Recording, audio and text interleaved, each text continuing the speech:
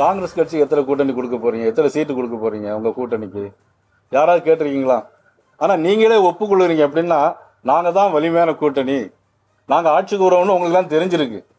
அதனால தான் எங்கள்கிட்டயே நீங்க கேட்டுட்டே இருக்கிறீங்க. நான் சொல்ல சரியா இருக்குன்னு நினைக்கிறேன். ஸோ நீங்க யாராவது இதுவரைக்கும் ஒருத்தர் கூட போய் முதலமைச்சர்கிட்ட போய் கேட்கவே இல்லையே. ஏன் கேட்கலன்னு எனக்கு தெரியல. அப்படித்தானே? அதுல விடுதலை சிறுத்தைகள் கூட அவங்களுக்கு மந்திரி சபையில் இடம் வேணுங்கிற ஒரு எண்ணம்லாம் அவங்களுக்கு இருக்கு. அவங்களுக்கு என்ன இருக்கு? காங்கிரஸ் கட்சியிலே நம்மெல்லாம் இவ்வளவு நம்மளால தானே இவங்க திமுக வர்றாங்க அப்படிங்கிற எண்ணம் அவங்களுக்கும் இருக்கு. நீங்க யாராவது இப்ப இனிமேலாவது போய் கேளுங்க. உங்க கூட்டணியில நீங்க ஏற்கனவே ஸ்ட்ராங்கா இருக்கீங்கன்னு நினைச்சிட்டு இருக்கீங்க.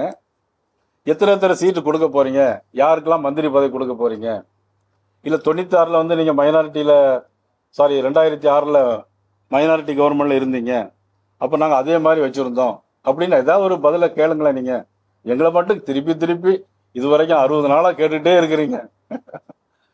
நீயோட 60 நாள் ஆயிடுச்சு. ஸோ இந்த கேள்வி அவங்க கேட்கும்போது உங்களெல்லாம் அன்போடு நான் கேட்டுருக்குது.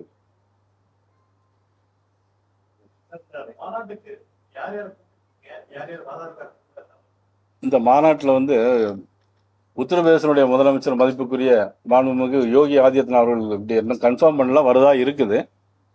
ஆந்திர துணை முதலமைச்சர் மதிப்புக்குரிய பவன் கல்யாணி அவர்கள் உறுதியாக வருகிறார்கள். நானும் மதிப்புக்குரிய அண்ணா சோகரெட்டி அவர்களும் அண்ணா சக்கரவர்த்தி அவர்களும் போய் அவங்கள அழைச்சிட்டு வந்திருக்கோம். அவங்க வந்து வரணும்னு ஒப்புக்கொண்டாங்க. இன்ஃபேக்ட் அவங்க 15ஆம் தேதியிலிருந்து அவங்களும் விரதம் இருக்கிறாங்க. நாங்கள் எல்லாருமே அதை விரதம் இருந்து அதை ஒரு பெரிய அளவில் பண்ணணும். இதில் வந்து இது அரசியல் கட்சி மாநாடு கிடையாது. அந்த அரசியல் கட்சியில் நிச்சயமாக யார் திமுக நினைக்கிற மாதிரி இது அரசியல் யாரும் பேச மாட்டாங்க. மேடையில் தலைவர்கள் மட்டும் இருப்பாங்களே தவிர நாங்கள் கூட மேடையில் போய் இருப்போமாங்களுக்கு தெரியாது. நாங்களாம் பக்தர்களாக தான் நாங்கள் போகிறோம். அது வந்து எந்த அரசியல் கருத்துக்களும் நிச்சயமாக 100% அரசியல் கருத்துக்கள் அங்கே வராது. அதனால இது முருக பக்தருடைய மாநாடு. முருக பக்தர்கள் திமுகவில் இருந்தாலும் சரி, காங்கிரஸ்ல இருந்தாலும் சரி, எந்த கட்சியில இருந்தாலும் சரி, நீங்கள் உட்பட அனைவரும் முதல்ல கலந்து கொள்ளலாம்.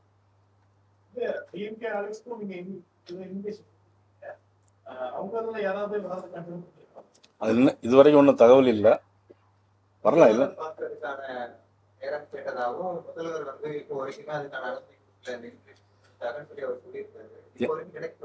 இல்ல அது இல்ல இது வரைக்கும் வரல. சீமான் அவர்கள் பேட்டி கொடுக்கும்போது முருகன் மாநாடு பேசியிருக்காரு. பாஜக வட மாநிலங்கள்ல ஜெய் ஸ்ரீராம்னு சொல்லி வாக்குக்காக தேர்தலுக்காக ஒரு பிரச்சாரம் முன்னெடுத்தாங்க. கேரளாவில ஐயப்பனை வைத்து முன்னெடுத்தாங்க. இப்ப தமிழ்நாட்டுல முருகனை கையில் எடுத்திருக்காங்கன்னு ஒரு குற்றச்சாட்டை முன்வைக்கிறார். குன்று இருக்கும் இடமெல்லாம் குமரக்கடவுள் இருப்பார். ஐவகை நிலங்கள்ல குறிஞ்சி நிலம் உண்டு, உங்களுக்கு தெரியும். குறிஞ்சி நில கடவுள் முருக கடவுள், தமிழ் கடவுள் முருக கடவுள். எல்லாருமே யார்கிட்ட கேட்டாலும் தமிழ் கடவுள் முருக கடவுள்.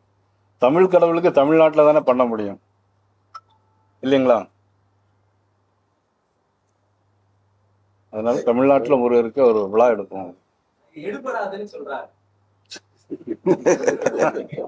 யார் சொல்றாங்க? சொல்றாரு பாஜக முருகனை கையில் எடுத்திருக்காங்க, எடுபடாது அப்படின்னு சொல்றாரு. அதாவது நாங்க இப்போ வந்து 22